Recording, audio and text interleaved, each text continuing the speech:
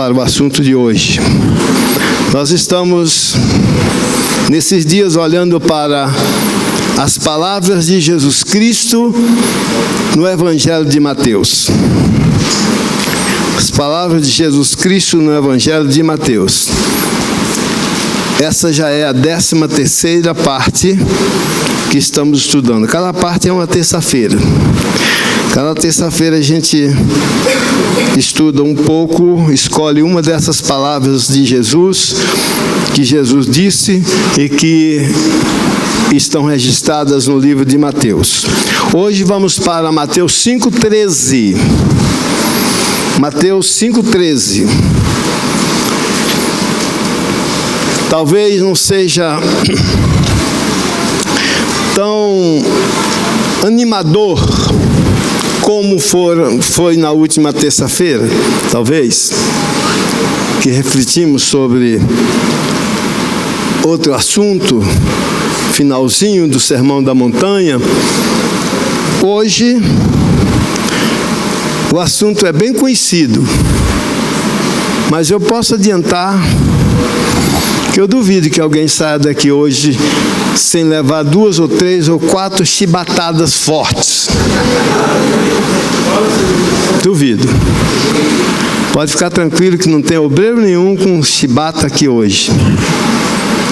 Mas essa palavra é tão viva, essa palavra que Jesus falou é tão comprometedora, que se você estiver envolvido e compromissado com a palavra de Deus, com certeza este assunto vai te sacudir, vai te tocar. Não será nenhuma chibatada para entristecer, mas, irmãos, a Bíblia diz que Deus corrige, exorta a todo aquele que Ele toma por filho. E às vezes, ficar debaixo da repreensão do Senhor, de forma consciente, de forma objetiva, nos ajuda a melhorar na fé, nos ajuda a tomar decisões, nos ajuda a corrigir nossos caminhos, porque ninguém aqui é tão perfeito que não precise de ser admoestado, advertido, ou mesmo repreendido. É próprio do Senhor repreender. Paulo diz que quando nós somos repreendidos pelo Senhor, somos repreendidos para não sermos castigados com o mundo. Então a repreensão do Senhor é progressiva na nossa vida, é produtiva, nos faz ficar mais crentes, não nos entristece, mas nos faz melhorar. No mínimo nos faz retomar períodos atrás em que provavelmente éramos melhores do que somos hoje.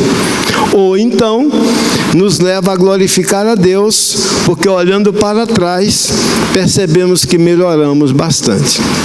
Então isso tudo é importante, né? Vós sois o sal da terra. E se o sal for insípido, com que se há de salgar? Para nada mais presta, senão para se lançar fora e ser pisado pelos homens. É ou não é comprometedor esse texto? Toca ou não toca? Quem está fora desse texto? Quem é o sal da terra? Nós somos o sal da terra. Jesus disse isso. E isso tem um sentido interessante, porque o sal é um fator de preservação que influencia para evitar a deteriorização daquilo que ele preserva. Nós somos o sal da terra. Foi Jesus que disse isso. E se somos o sal, temos uma importante função de preservar. Talvez hoje não se tenha muita informação ou não seja muito interessante para alguém, principalmente para os jovens estudados aí, atualizados com a informática e com a tecnologia, não se entenda muito sobre preservação através do sal e através da fermentação. Mas se nós formos para a origem em que o texto foi escrito, nós vamos deparar-nos com uma realidade daquela época. O sólido era preservado com o sal e o líquido preservado com a fermentação. Não existiam esses produtos químicos que existem hoje para conservar esse leite que fica seis meses ou mais numa caixinha lá no supermercado, nem na geladeira não fica na prateleira. 6 meses e não estraga, não azeda, não coalha. Interessante, né? Naquela época não existia isso. Não existia. Não tinha esse processo de preservação que tem hoje. E não tinha geladeira também. Então as coisas eram preservadas com o sal. Nordestino sabe muito bem o que é isso. Nordestino acostumado com carne de jabá. Carne de jabá, carne do sertão chamado, em que uma peça de carne dá para viajar muito tempo por onde se tiver que ir, que não tenha geladeira, não tenha nada, ela não perde.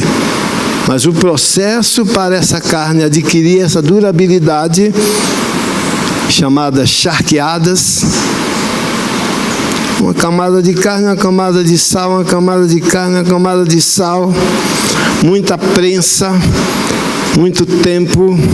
Quando tira dali, mosca não passa nem perto para botar a varigeira, não tem problema. Essa não pega. O sal entranha em toda a carne, não fica só por cima. Fica totalmente salgada e preservada. Por isso que Jesus, usando figuras interessantes, e às vezes me impressiona muito a simplicidade de Jesus. E também me impressiona como que os homens gostam de complicar as coisas.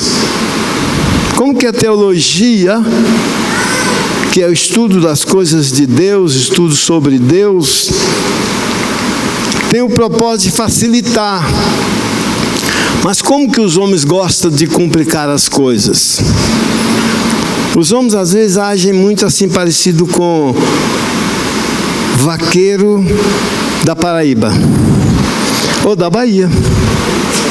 Solta a vaca dentro do espinhal de tudo quanto é tipo de caiçara e tudo mais, e corre atrás para derrubar, no meio daquele mato. Às vezes a gente gosta de coisas difíceis, as coisas estão mais fáceis e a gente gosta de complicar. Isso é próprio do ser humano. A teologia é para facilitar. Mas hoje tem tantas questões, tantas demandas teológicas que terminam dividindo o povo de Deus por causa de declarações. E aí fica declarações de líderes antigos, de pessoas que tinham mais capacidade do que todos nós, muitos deles conhecidos como pais da igreja. E as declarações deles é um conflito tremendo, mas conflito tão forte que divide o povo. E vai um para um canto, outro para outro, forma-se um grupo. Não, eu creio na salvação obtida por esse método. porque tem amparo para isso. Não, eu creio na salvação adquirida por esse outro método, porque também tem amparo. Então aí surge igreja tal, cada uma com sua ideologia bíblica, sua teologia. Mas Jesus, na sua simplicidade, não fez essas separações. Ele usou simbologias muito claras, muito objetiva e que todo mundo entendia. Quando ele falava, vós sois o sal da terra, todo mundo que estava ali, que tinha mente aberta para isso, só aqueles que estavam mesmo bloqueados para não entender, mas quem estava tinha uma ideia clara do que Jesus estava falando e da importância que é o povo de Deus na terra, porque assim como o sal era importante, assim Jesus disse, vós sois o sal da terra. Isso que ele quis dizer? Sem a ação de vocês, o mundo apodrecerá. Com a ação de vocês, a humanidade será preservada. Nós vivemos uma perseguição tremenda contra os princípios cristãos. Alguma coisa que bate, demanda contra os princípios cristãos para destruir. Nós mesmos somos recentemente vítimas de coisas assim, de ataques tão declarados a princípios fundamentais da família, princípio de harmonia, princípio de respeito, que veio trazendo o mundo até aqui e que de repente, quando esses princípios são abandonados, fica difícil, né? Como por exemplo, na minha juventude, que faz tempo isso, eu lecionava numa escola do interior, numa prefeitura desse mundo grande aí. Tinha 72 alunos em uma sala única, dividido por filas de cadeira. Esse aqui analfabeto, esse aqui analfabeto de pai e mãe, esse aqui analfabeto, esse aqui quase analfabeto, esse aqui já sabe assinar o nome. 4 fileiras, cada um nível, para sair dali alfabetizado para ir para o primeiro ano. Mas por que eu estou falando isso? Porque o princípio do respeito naquela época prevalecia. 72 alunos. Podia estar a algazarra que estivesse na sala. Mas quando eu chegava, muito jovem ainda, com 17 anos de idade, uma calça preta, uma camisa branca, uma gravatinha preta pendurada no pescoço.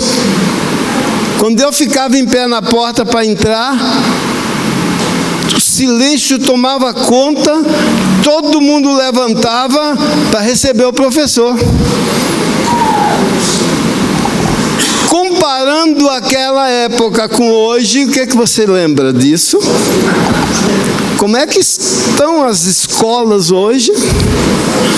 Os professores são respeitados, professores são tratados com respeito. Claro que tem exceções, mas de um modo geral, o professor padece, porque o princípio do respeito do aluno ao professor parece que foi atacado e foi destruído. Então, como é esse caso, são outros casos também, muitos outros casos, respeito em todas as áreas. Por isso a sociedade vai se destruindo, vai perdendo os referenciais.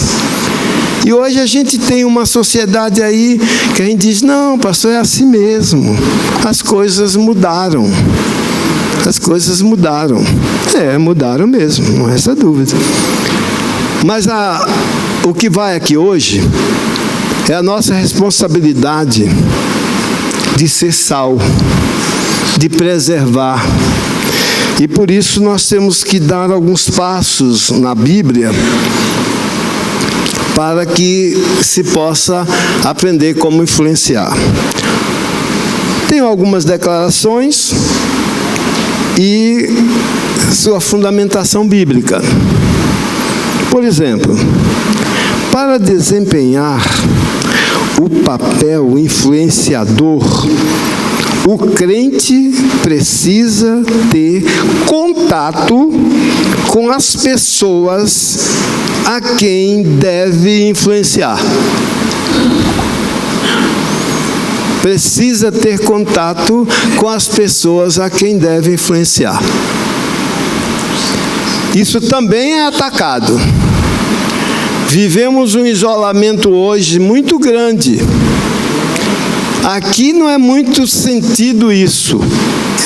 Aqui em Brasília, nessa igreja e muitas outras igrejas. Mas existem lugares em que os crentes se isolam dentro das suas quatro paredes e dentro de suas próprias idiosincrasias, dentro de seu próprio pensamento, e quem não é crente, que vá para o inferno. Meu negócio é com o servo do Senhor, minha comunhão é com o servo do Senhor, meu prazer é estar no meio do povo de Deus.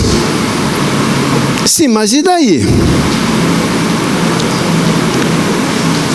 E nossa função de salvar o mundo, de conservar o mundo, nossa função de mudar pensamentos, nossa função de mudar ideologias. Ih, pastor, isso é tão difícil. Mas Jesus disse que nós somos o sal da terra. E para isso precisamos estar juntos. E aí vem a grande responsabilidade. Porque difícil é estar juntos se não tiver uma convicção segura. Uma convicção segura. Porque influenciar alguém que está no mal, que está no pecado, é mais ou menos, para quem é bom na natação, como salvar alguém que está morrendo afogado. Se não souber chegar, se não se aproximar bem, com jeito, morre os dois afogados.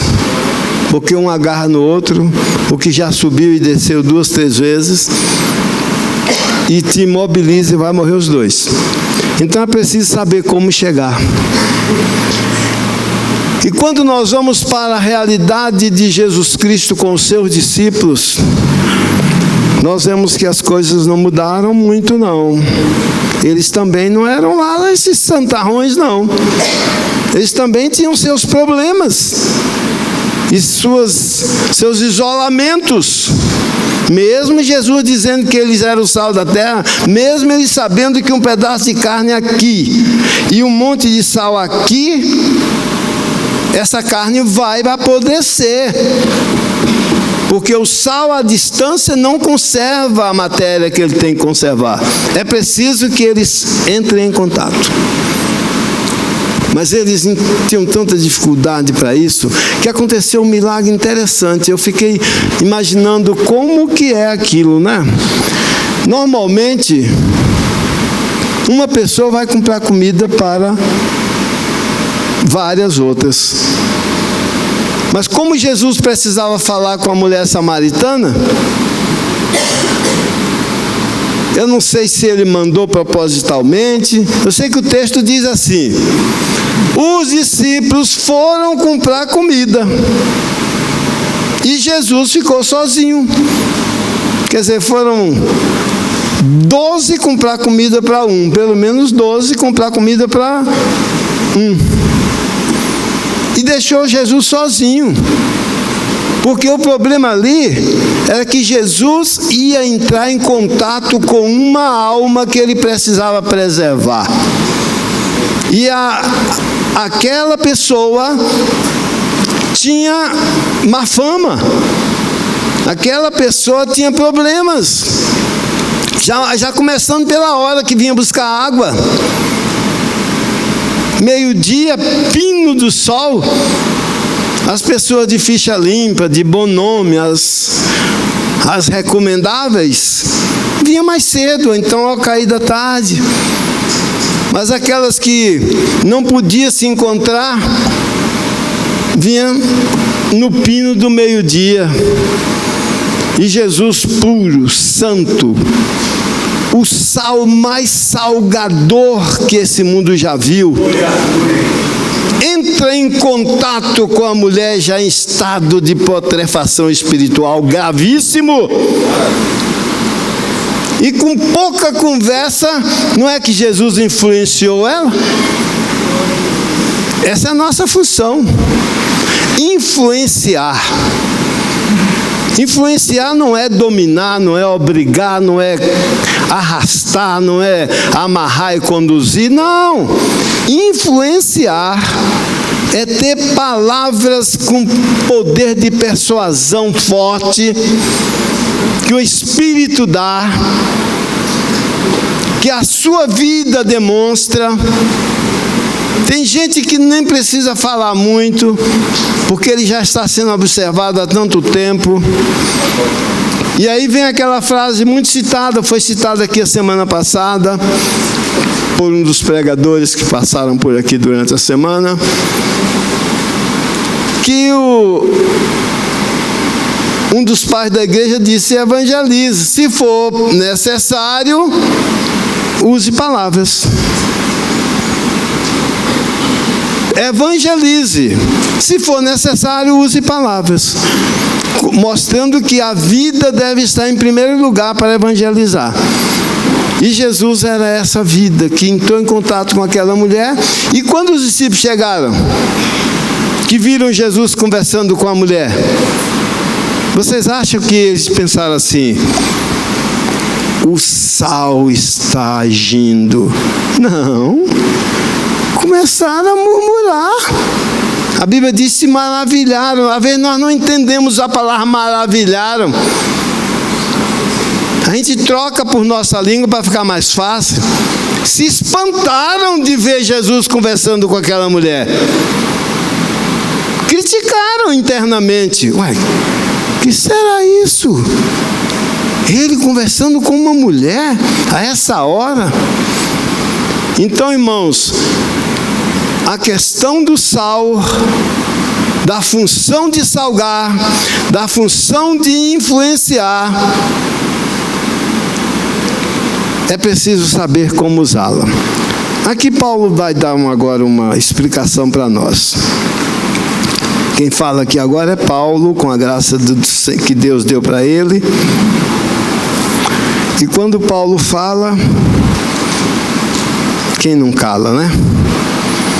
1 Coríntios 5, 9, 10 e 11. Já por carta vos tenho escrito, que não vos associeis com os que se prostituem.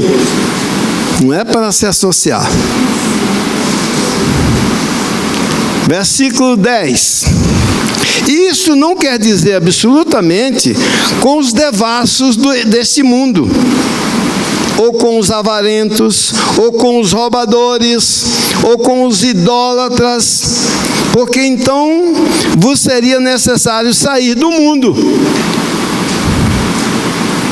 Mas agora vos escrevi, que não vos associeis com aqueles que, dizendo-se irmão, for devasso, ou avarento, ou idólatra, ou maldizente, ou beberrão, ou roubador, com os tais nem comais.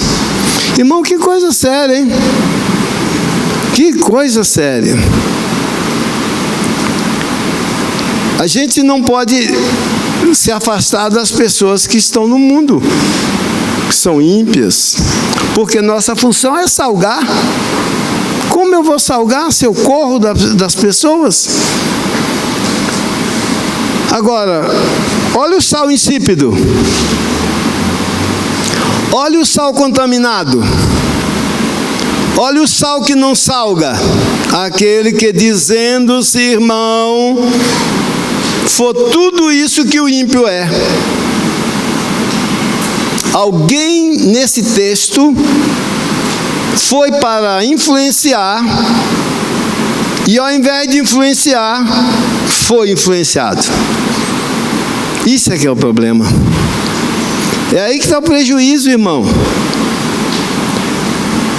Eu costumo, para acomodar o meu próprio entendimento, que não é dos mais lúcidos, dos mais potenciais, minha inteligência é para o gasto. Eu sou média 5. Sou meião. Não inventei nada. Não estou no topo de nada. Então eu costumo fazer minhas próprias comparações para ficar mais fácil de eu entender e colocar em prática aquilo que eu preciso colocar em prática. Mas essa questão do sal, sabe o que acontece, irmãos? Imagine 1 litro de sal que você vai dissolver em 20 litros de água. Vai dar um certo sabor, bem dissolvido, bem mexido, de modo que ninguém veja mais sal ali, mas ele está na água. Agora imagine esse mesmo litro de sal, ou quilo de sal, para ser dissolvido em 2.000 litros de água. O mesmo 2 litros, o mesmo quilo de sal. Onde ele será mais percebido? No primeiro caso, onde ele está dissolvido em 20 litros de água, ou no segundo caso, onde ele está dissolvido em 2.000 litros de água? Dificilmente ele será percebido. Aí vem a explicação para essa minha conjectura particular. Por que aumenta tanto o número de crentes, aumenta tanto o número de evangélicos?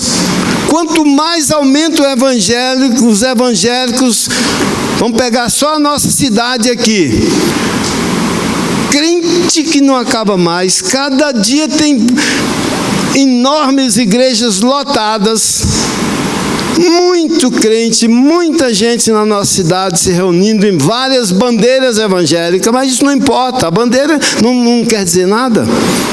Jesus não disse, os crentes da Assembleia de Deus são o sal da terra, não disse. Todos que recebem a mensagem, se tornam servos do Senhor, são o sal da terra.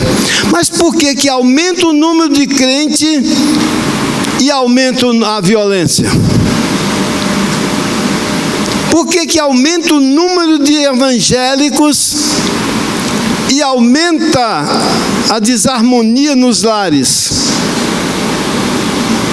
Como explica isso? Por que tem crente que só vendo tanto e continua tendo apreensões de cocaína em grandes escalas? Não é 100 quilos não, irmão, é toneladas agora. Toneladas de cocaína, toneladas de drogas. Mas o país está crescendo o número de evangélicos. Não tem alguma coisa errada aí nessa proporção? Ao aumentar o número de evangélicos, não era para diminuir o número de violência, não era para diminuir os estupros, não era para diminuir a pedofilia, não era para diminuir o consumo de droga, naturalmente, porque crente que é crente não faz essas coisas. Porque o que nos faz ser crente é justamente a saída disso. Não sei como explicar isso. Não sei como explicar. Só posso entender que tem pouco sal dissolvido em muita água e que passa desapercebido. Não dá para perceber, porque a pessoa, quando se mistura, não faz marcar, não faz fazer a sua presença. Um outro exemplozinho muito simples, só exemplo de pobre, né? Você diz: ei, pastor, o seu é pobre mesmo, viu? Não, se você me chamar de pobre uma vez, eu vou concordar com você. Se você me chamar de pobre 2 vezes, eu sou capaz de dar um presente, porque você está acertando uma seguida da outra. Mas eu vi uns exemplos aí, principalmente de pessoas que vendem carro velho. Quem nunca vendeu, nunca comprou carro velho, não sabe esse detalhe. Que compra só lá na loja, só garantido, revisado, tudo bem. Mas, irmão, quem já usou Brasília velha, Fusca velho, que anda mais, atira mais do que anda, pá, pá, pá, pá. Quem foi vendedor de carro velho vai se lembrar de um processo sério. Quando alguém ia comprar um carro velho, a gasolina, primeira coisa que o comprador experiente fazia, ia lá no fundo da descarga, corria o dedo lá para ver se o dedo vinha preto, sujo, de fuligem de fumaça, de óleo queimado e tudo. Aí os espertinhos, como é que fazia? Vai vender o carro amanhã? Tem gente aí que já sabe o que é que acontecia. Sabe tanto que se eu parar é capaz de continuar. Pozinho branco lá no fundo, polvilho, talco, qualquer coisa. E aí quando ia vender, ó, queimando branquinho, tá vendo? Queimando branquinho, o motor tá batendo, tá, ó, zerado. Passa o dedo para você ver. Ué, como é que pode isso? Aí você disse: mas isso é do mundo, pastor. Certo. E se eu te disser que tem crente que fazia isso? Crente da Assembleia de Deus, que fala língua estranha, que profetiza, que prega, que usa gravata. Irmãos, isso é sério. É sério. E assim são muitas outras práticas, que para salgar você não pode ter essas contaminações, porque aí Jesus foi quem disse: se o sal for insípido, com que se há de salgar? Para mais nada serve, a não ser para ser pisado pelos homens. Essa é grave. Procedimento que pode neutralizar o poder de influência de um cristão sobre o mundo. Vamos para alguns dos procedimentos que pode neutralizar. Não estou dizendo que tem isso aqui hoje, não estou olhando para ninguém, não estou jogando indireta, não estou fazendo nada disso. Eu estou dizendo que são procedimentos que podem neutralizar a minha função de salgar. Minha função de salgar. Antes de ir para a reserva do Exército, servi muito tempo no BGP, Batalhão da Guarda Presidencial. Servi muito, 13 anos lá. Crente. De vez em quando fazia uma festa no fundo do quartel, um dia por mês, para comemorar os aniversariantes. E quando chegava lá, todo mundo junto, os sargentos, oficiais, famílias, aquela festa bonita, música. E sentava à mesa, todo mundo na hora de comer. Sendo servidos. E aí, como é que fazia, hein? E os crentes sentavam onde? Cerveja correndo solto. É só levantar o dedo, já sabia qual era que vinha, né? A número 1 vinha. Era normal, eu estava na onda do número 1 naquela época. Eu sentava no meio de todo mundo. Ali no banco, na cadeira, sentavam de um lado ou de outro. Um fedor de cerveja terrível. Todo mundo sabia que eu era crente e que era pastor da igreja do Cruzeiro Velho. E muitos crentes da igreja que eu pastoreava era também do quartel. Eu sentava bem ali no meio. Aí o pessoal dizia: garçom, traz uma cerveja para mim e um refrigerante para o irmão e para as mulheres e para as crianças. Isso não era uma ofensa? Não era uma indireta?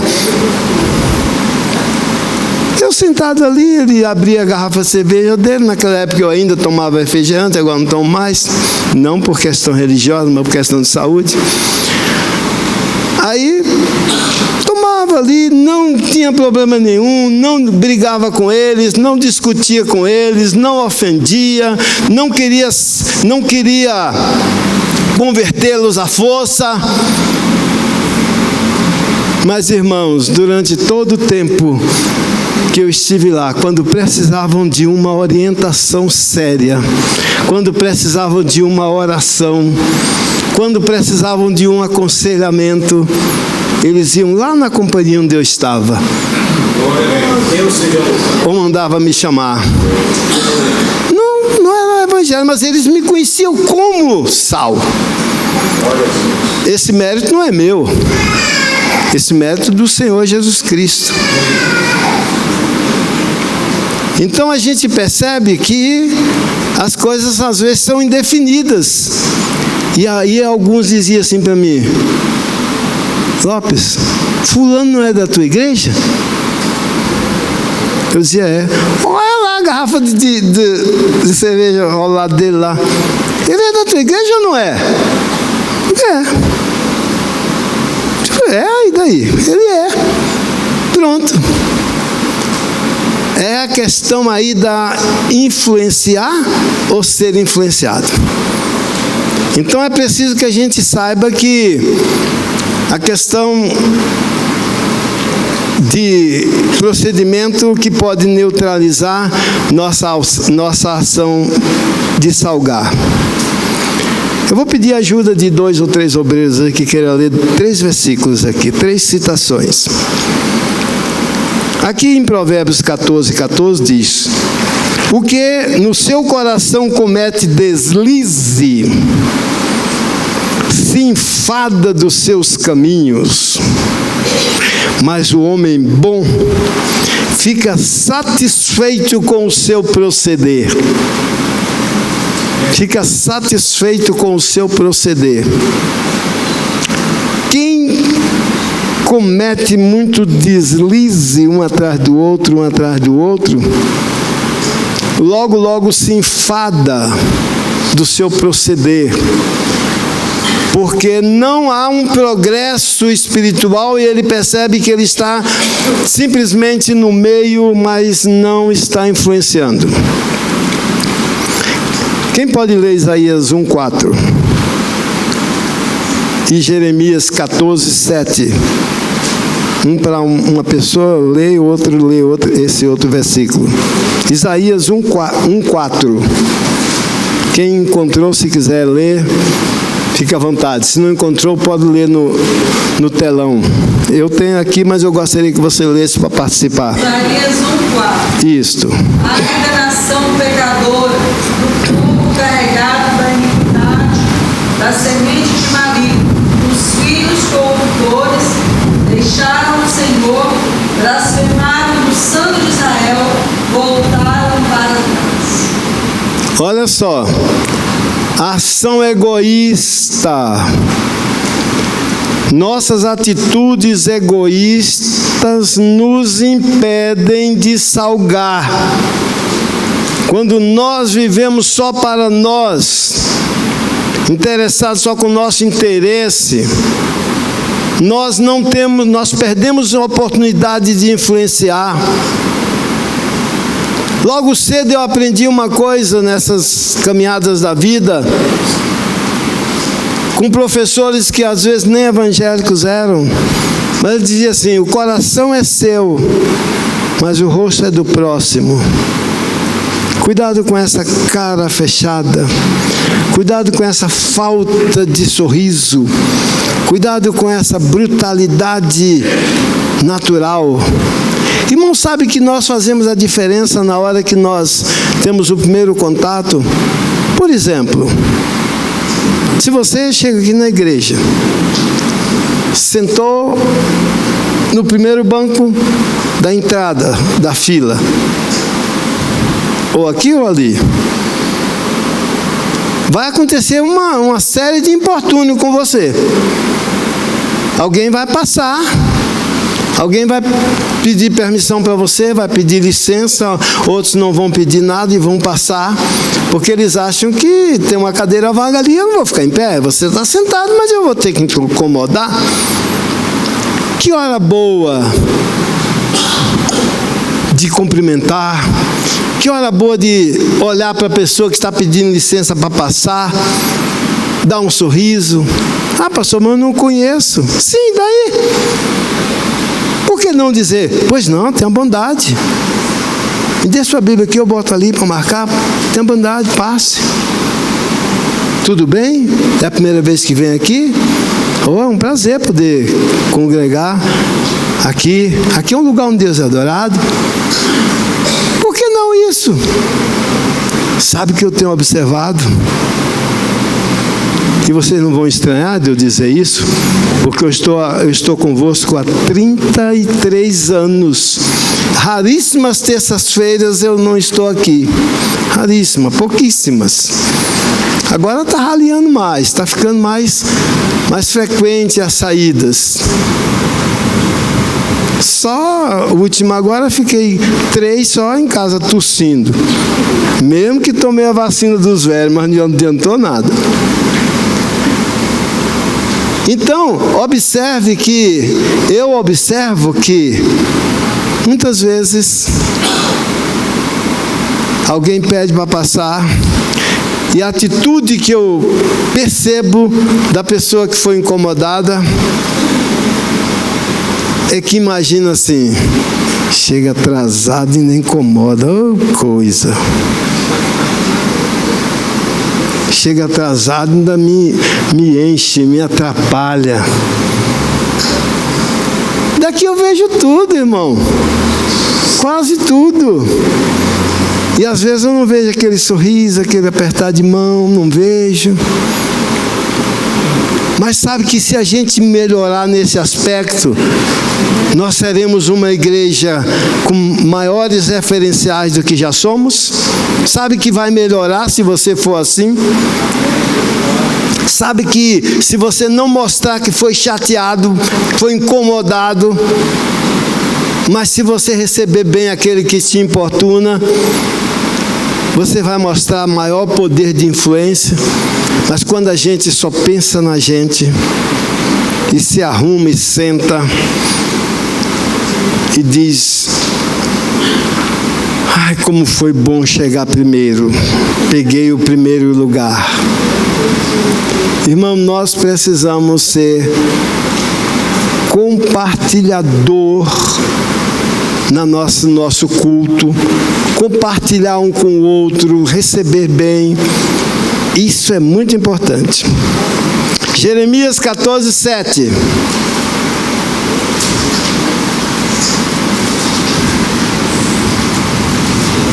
Pode ler?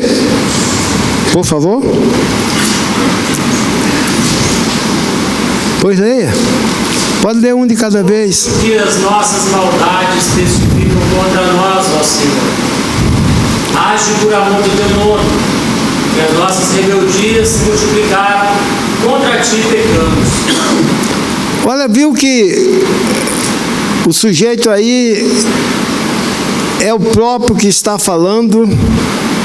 Nós erramos, nós pecamos, depõe contra nós. Porque o erro grave é esse mesmo. Nós, às vezes, agimos de forma que só olhamos para nós. E por isso, somos poucos influenciadores. Poucos.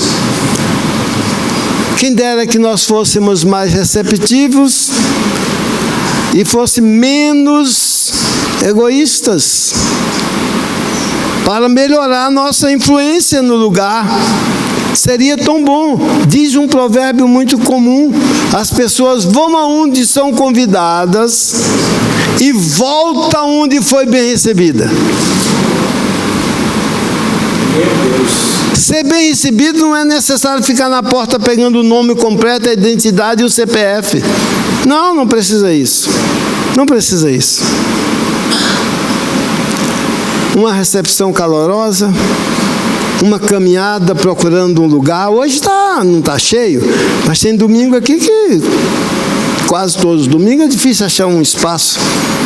E a pessoa que está na porta para receber, seria tão bom se a hora que tivesse uma pessoa procurando um lugar, ou o recepcionista procurando um espaço, o primeiro que tivesse um lugar aqui, já dissesse: aqui tem um lugar, aqui, ajudasse. Mas às vezes a gente senta em um, bota a Bíblia no outro, bota a harpa no outro, e fica assim: se a pessoa que vier sentar me interessar, eu tiro a Bíblia para ele sentar. Se não, se eu não conhecer, eu faço de conta que nem estou vendo. Irmãos, se nós quisermos influenciar, nós temos que melhorar nesse nosso trato nas pequenas coisas. Temos que melhorar nas pequenas coisas. Outro fator que contribui para neutralizar nosso poder de influência como sal: indiferença religiosa. Indiferença religiosa. Não levamos as coisas muito a sério. Aquele dizer religiosamente dá a entender que nós fazemos as coisas com seriedade. Quando se diz: não, isso é questão que eu faço religiosamente, dá a entender que a gente faz com seriedade, com uma certa frequência, porque é uma coisa religiosa. Olha só, Mateus 24:12. E por se multiplicar a iniquidade, o amor de muitos esfriará. Amor esfriará. Frieza no amor, frieza na expressão de aceitação, de comunhão. Eu creio, irmãos, que nós podemos melhorar muito mais, sem deixar as qualidades que nós já temos. Se eu tivesse que escolher uma igreja para congregar, eu escolheria essa igreja. Você diz: mas pastor, o senhor já não congrega aqui? Congrego, mas se eu tivesse que escolher de novo, eu escolheria aqui de novo. Amo vocês de coração. Agora, não posso dizer para vocês que nós já estamos no topo da qualidade, que não temos mais nada a melhorar. E quem quiser melhorar, que se aproxime de nós para pegar um pouquinho da nossa qualidade. Não posso dizer isso. Nós precisamos melhorar. Precisamos melhorar. Outra questão que influencia, que enfraquece a influência: falta de compromisso com o reino. Se você não tem compromisso com o reino de Deus, irmão, você não vai influenciar. É sal insípido. Você precisa ter compromisso com o Senhor, compromisso com Deus. Houve uma época em que a vara e o cajado do pastor parece que tinha maior sentido. Aquele cajado com a ponta parecendo um cabo de guarda-chuva. Normalmente os cajados dos pastores tinham essa volta, e os entendidos de pastoreio de ovelha diz que com aquela curva do cajado, o pastor pega na ponta do cajado aqui, e enfia no pescoço da ovelha e puxa ela para cá, para o meio do rebanho, quando ela está querendo sair. Houve uma época em que os pastores ajudavam mais. Hoje parece que não é muito mais assim. Não é muito mais assim. Tanto é que você diz: é verdade, pastor. Eu estou aqui há 20 anos, congregando com o irmão há esses anos todos. O irmão nunca me chamou a atenção. Nunca me chamou a atenção. Ou eu sou um crente excelente, ou o senhor é um pastor péssimo. Isso nunca me chamou a atenção. Mas, irmão, você não sentiu eu te chamando a atenção hoje, não? Mais do que eu já te chamei a atenção hoje. Mais do que eu já futuquei hoje a sua ferida. Eu estou chamando a atenção a todo instante. É que tem um versículo na Bíblia que diz: quem tem ouvido para ouvir, ouça o que o Espírito diz às igrejas. Então é porque para chamar a atenção não precisa ser iracundo, não precisa ser mal educado, não precisa passar vergonha. Já pensou?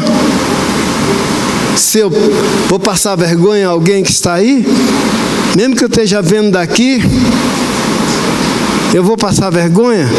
Vou chegar e dizer para esse jovem ancião que está ali, é jovem ou é ancião? É porque ele é ancião jovem, jovial. Já pensou se eu dissesse, se ele estivesse cochilando ali, e eu dissesse: bonito, tem sentado na cadeira para servir o púlpito e está aí cochilando, né? Você espera eu chamar a atenção assim? Nunca vai acontecer isso. Pode ter certeza, não aconteceu nesses 34 anos, e até chegar no que me resta, que está prestes, eu não chamarei a atenção desse jeito. Agora, que eu estou chamando a atenção de muita gente aqui, estou. Pode ter certeza que amanhã, na hora do seu procedimento, você vai dizer: opa,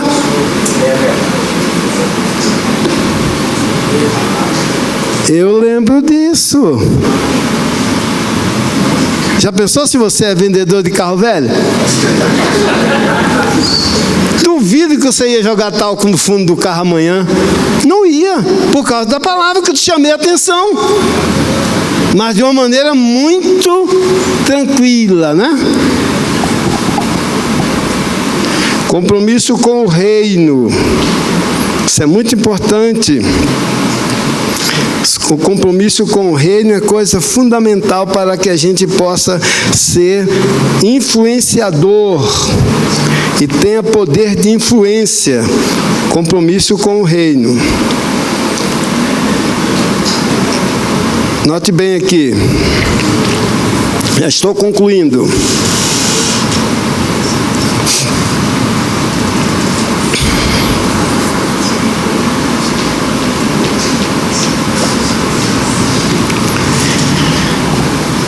Escravos de preceitos humanos sem fundamentação bíblica.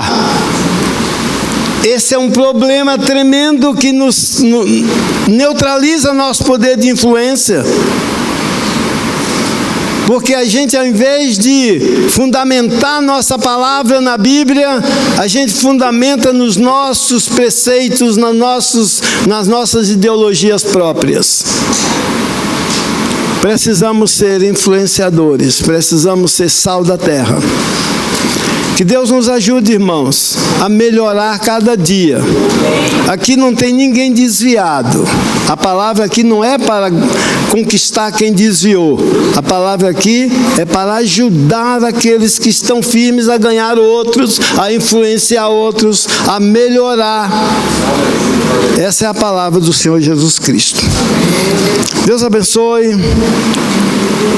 Se Deus nos permitir, terça-feira tem mais.